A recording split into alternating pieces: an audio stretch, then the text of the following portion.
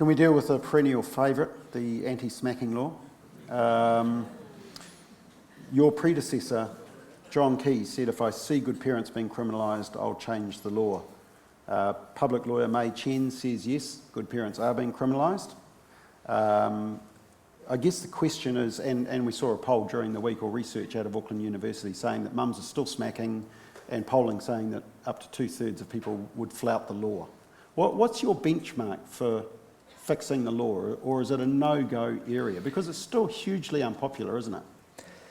Well, I wouldn't say it's hugely unpopular. I mean, I can't remember when it was 75%? When it was last raised, and I get around a fair bit.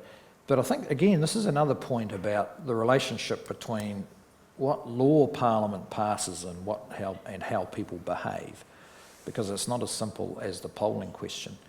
And look, my response around the smacking law is I wish that it had been as effective as its proponents said it would be, and why we voted for it.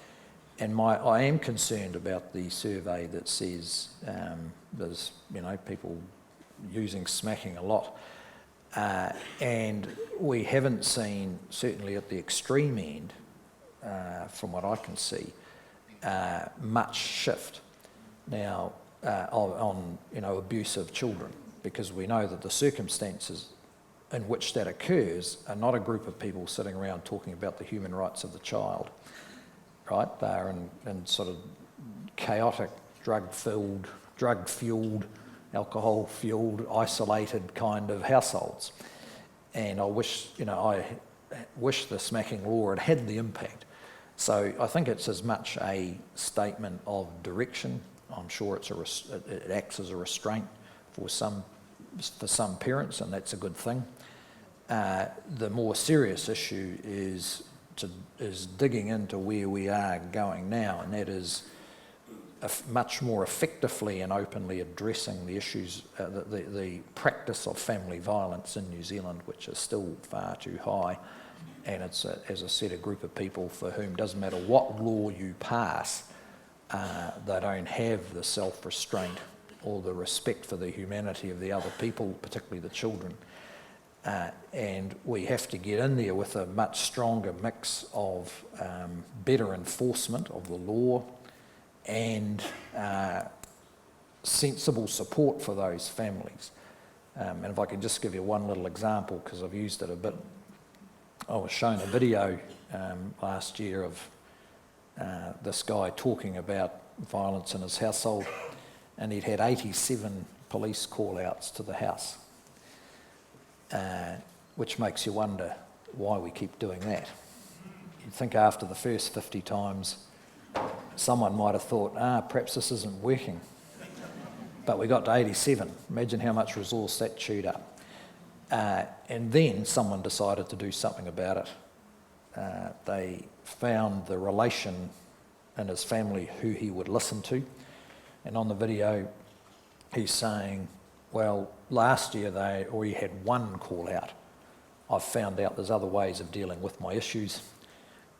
I used this story at a speech I gave just 2 or 3 days ago. And one of the women came up to me who had shown me the video and said, he's now got a job. Right, so you just know that, and he hadn't had a job for decades. So you just know that that's working. Now the anti-smacking law, whether it's there or not, wouldn't make much difference. So look, we're not going to push it back. I think, gives a pretty clear sense of direction that the use of physical violence is not acceptable. And while people might say they don't like it, I don't think people want New Zealand to now turn around and say we're removing this piece of law so that parents can smack their kids. So after the election, you may be sitting at a coalition table with Winston Peters, and New Zealand First have said it's their policy to, well, we want to clarify that this afternoon, either to repeal it or to have a referendum on it. How will you deal with that? Well, one of the reasons we're not trying to, there's a couple of reasons why we're not trying to negotiate with anyone before an election. One is we haven't got the voters' mandate to do so. We have to earn that. and that's a lot of hard work ahead of us. Secondly, New Zealand First is casting around for pretty much any itch it can scratch, because some of the usual issues that they pursue, like the idea that the provinces are doing very poorly as economies, simply aren't correct. So they haven't got that grievance, they've got to go and find some other ones. So it's too hard to predict how long that list is going to be, because so far I think they've clocked up 5 billion of promises, or just which ones they take seriously themselves.